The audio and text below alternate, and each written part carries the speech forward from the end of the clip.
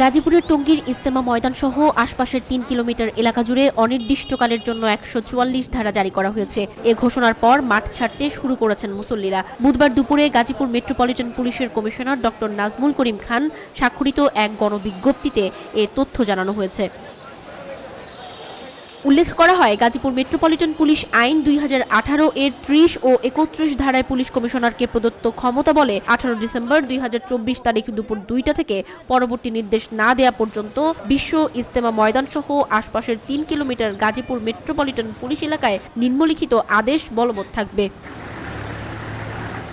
বিশ্ব ইজতেমা মাঠে জনসাধারণের প্রবেশ নিষিদ্ধ। পরবর্তী নির্দেশ না দেয়া পর্যন্ত ইজতেমা ময়দান সহ আশপাশের ৩ কিলোমিটার এলাকার মধ্যে ২ বা ততোধিক ব্যক্তি একত্রে ঘোরাফেরা বা জমায়েত এবং মিছিল সমাবেশ করতে পারবেন না। কোনো প্রকার অস্ত্রশস্ত্র, ছুরি, লাঠি, বিস্ফোরক দ্রব্যাদি বা এ জাতীয় কোনো পদার্থ বহনে নিষেধাজ্ঞা। কোনো প্রকার লাউড স্পিকার বা উচ্চস্বরে শব্দ করতে পারবে না বলে গণবিজ্ঞপ্তিতে উল্লেখ করা হয়েছে।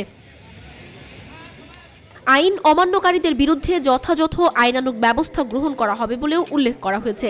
বিষয়টি নিশ্চিত করে গাজীপুর মেট্রোপলিটন পুলিশের কমিশনার ডক্টর নাজমুল করিম খান বলেন, মেট্রোপলিটন এলাকার জন্য এই ১৪৪ ধারা জারি করা হয়েছে।